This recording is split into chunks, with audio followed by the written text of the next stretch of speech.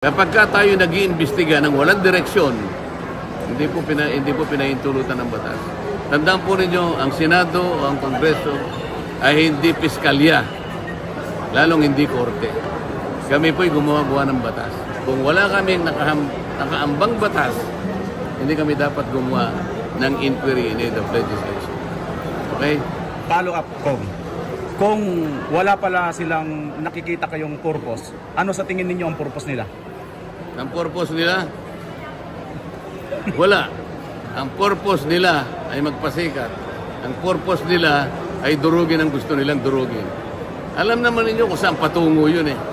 Di ba? Hindi naman kinakailangan banggitin pa natin yung pangalan ng tao o mga taong gusto nilang hiyain o yun ang subject matter ng lang inquiry. Hindi ba? 4 na komite na ginawa sa iisang komite. Hindi pa nangyari yun sa buong panahon ng aking pananatili sa Kongres sa mahabang panahon. Ngayon lang nangyari sapagkat meron silang gustong i-prosecute na isang tao. Akala nila yung pagharap ng Vice President ay investigasyon. Nakalimutan nila. Budget briefing lang yun. Hindi naman na ibig sabihin kung susundan namin yung tradisyon, hindi naman ang ibig sabihin ay pinagtatakpan natin kung ano man ang anomalya.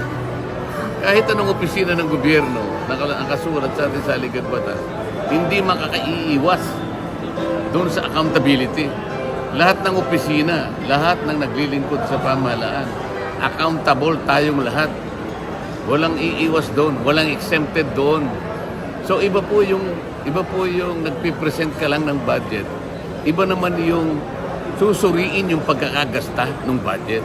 Ang gusto nila, sila yung susuri. Ang gusto nila, COA na lang sila. Ang sinabi ko, di mag-resign na lang kayo as members of the House of Representatives, mag-apply kayong lahat sa COA. Para sa ganun, tama yung ginagawa nyo. Huwag nyo uunahan ng COA. Di ba? Doon kami nagkakaaway-away. Ngayon, kung hindi nila makita yung katwiran, wala na akong magagawa. Tinanggal nila lahat ako sa komite.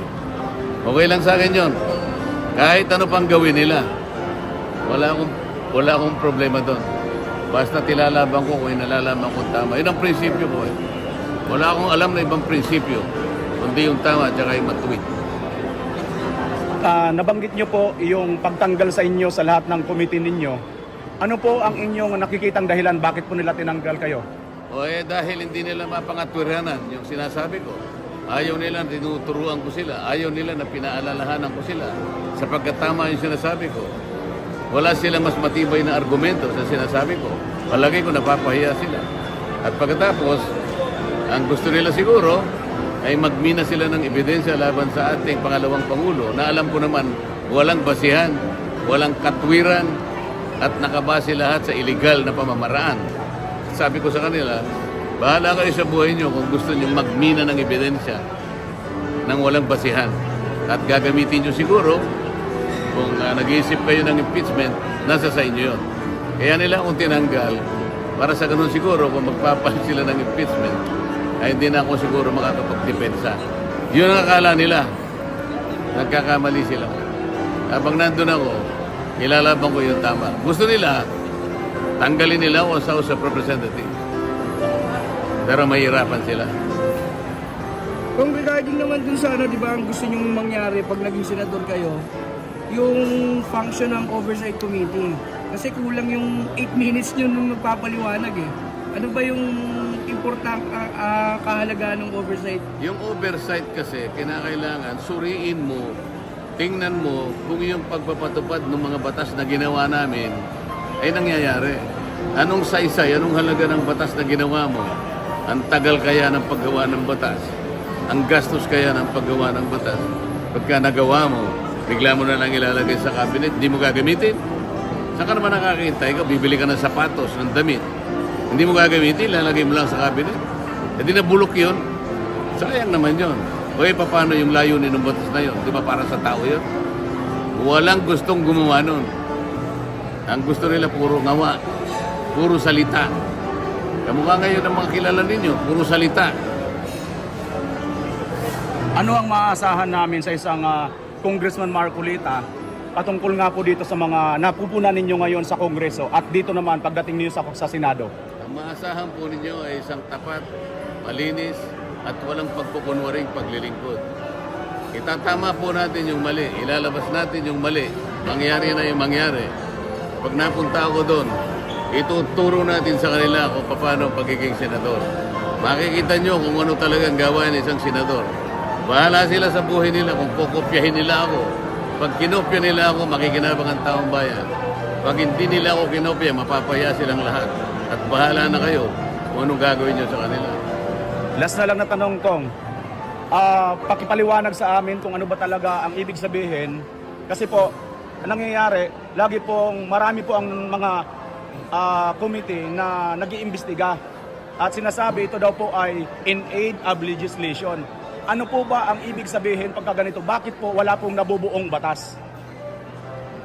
Yun pong inquiry or investigation in aid of legislation, ang ibig sabihin nun, kaya ka lang gumagawa ng kaukulang pagdinig in aid of legislation sapagkat gusto mong magpatulong. Kaya sabi niya, in aid of legislation. Sa ganang amin, mayroong mga bagay na kung minsan nahihirapan kami para buuin ang isang panukalang batas. Kaya kailangan namin ng makakatulong namin. Kaya kami tumatawag ng resource persons.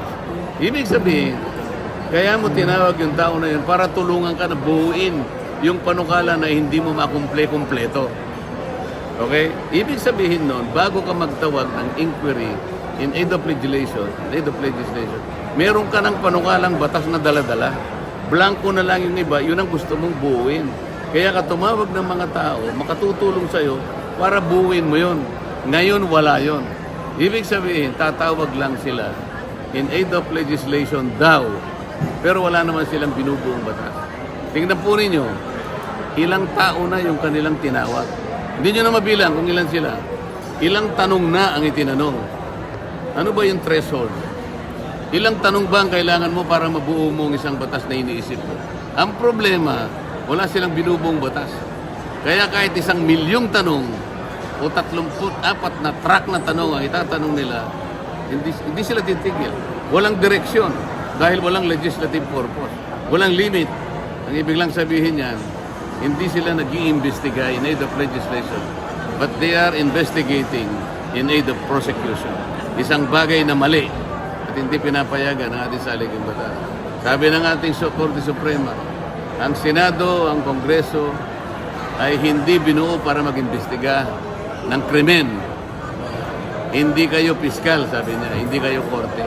Kaya ang sabi, magtatawag lang kayo in aid of legislation. Yun ang limitasyon nun. Tanongin mo sila, sa dami ng mga taong, sa dami ng taong tinawag nyo na humarap sa inyo, ilan na po ang naisip nyo na legislation? Ang sasagot nila sa inyo, wala. Nasasayang ang Sagot ko pondo. ba? O kaya nga hindi ako sumasama sa Quadcom. Yung palang Nakita dahilan. niyo ba ako sa Quadcom? Bawal daw po kasi yung may isip doon, Kong eh. Hindi yun. Ano yun, Kong? Ayaw kong pumunta ron dahil wala sa hulog yung Quadcom. Nako. Walang legislative purpose. Sasama ako doon kung merong legislative purpose. Titingnan ko, ano ba yung ginawa na ninyo? Asan ang mga blanco na dapat punan? Kailangan i-fill up mo lang, di ba? Halimbawa, 10 yung provision ng panukalang batas. Yung 2 doon, nahihirapan ka. Kaya ka tumawag ng taong tutulong sa'yo. Pagkatapos na tumawag ka ng taong tutulong sa'yo, bakit mo hinihiya yung mga taong tutulong sa'yo? Kapag hindi niya masagot o ayaw yung sagutin, ikukulong mo. Tama ba yun? Hindi tama yun, sabi ng mga desisyon ng Korte Suprema. Kinakailangan meron kang legislative purpose at ang pangalawang standard, there should be the rule on pertinency. Ibig sabihin, kung yung tanong mo hindi naman pertinent sa ginagawa mo, wala kang karapatang magtanong ng gano'n. Sana maintindihan ninyo. Medyo technical, ngunit sa abot ng aking makakaya, gusto kong ipaliwanag sa inyo para kayo mismo ay maging daan, may paliwanag nyo sa mga tao na kung minsan na nami-mislead. Akala nila ganun na ganun. Hindi po. Kapag ka tayo nag-iimbestiga ng walang direksyon, hindi po pinahintulutan ng batas. Tandaan po ninyo, ang Senado o ang Kongreso ay hindi piskalya, lalong hindi korte. Kami po'y gumawa ng batas. Kung wala kaming nakaambang batas, hindi kami dapat gumawa ng inquiry in aid of legislation. Okay? Follow up, Kung wala pala silang nakikita kayong purpose, ano sa tingin ninyo ang purpose nila? Ang purpose nila, wala. Ang purpose nila ay magpasikat. Ang purpose nila ay durugin ang gusto nilang durugin. Alam naman ninyo kung saan patungo yun eh. Di ba? Hindi naman kinakailangan banggitin pa natin yung pangalan ng tao o mga taong gusto nilang hiyain o yun ang subject matter ng lang inquiry. Hindi ba? 4 na komite na ginawa sa iisang komite. Hindi pa nangyari yun sa buong panahon ng aking pananatili sa Kongres sa mahabang panahon. Ngayon lang nangyari sapagkat meron silang gustong i-prosecute na isang tao. At kilala na ninyo kung sino yon. Kaya ayaw ko sumama sa isang pagdinig na walang kakwenta-kwenta. Oh, malinaw. Malinaw. Thank you. Last design. Yun ang mga kababayan.